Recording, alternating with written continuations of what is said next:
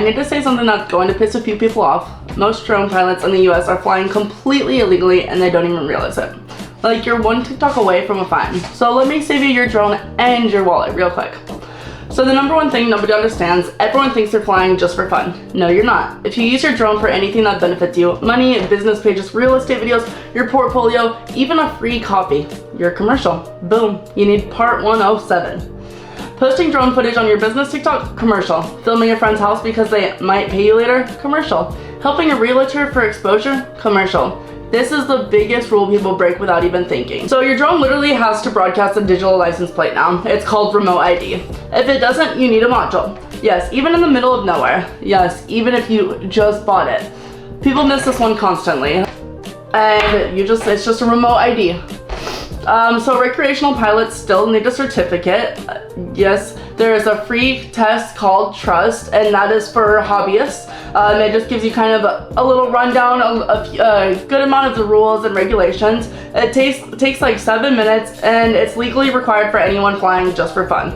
Most people have never seen it or heard of it, but the FAA 100% expects you to have it. Don't forget, it's the Trust, T-R-U-S-T. So there's also a 400-foot rule with drones. This means that you cannot fly it above 400 feet above ground level. The ground level means the level that you are on. So let's say you are on the top story of a building, then it would be 400 feet from there, but you also still do have to check regulations and make sure, you still have to be compliant because it's safety.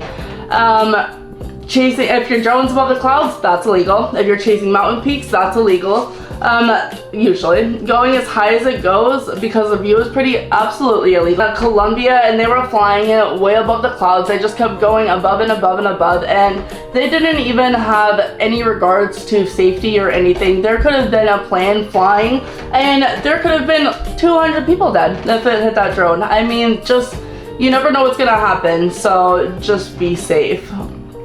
Another one is you cannot fly over people. This one blows people's minds. Wedding guests, beach crowds, random people walking downtown.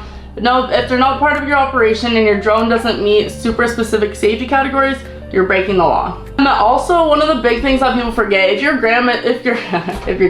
drone is 250 grams or more, you have to register it. This 250 grams is about 0.55 pounds. And if you're flying under Part 107, every drone needs registration, even your tiny ones.